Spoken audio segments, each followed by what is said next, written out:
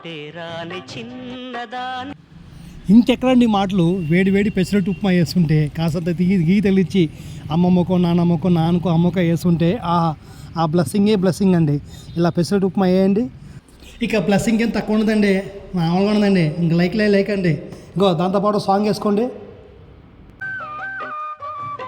మాటే రాని చిన్నదాని కళ్ళు పలికే ఊసులు, అందాలన్నీ పల్లవించి ఆలపించే పాటలు, ప్రేమే నాకు పంచే జ్ఞాపకాలురా.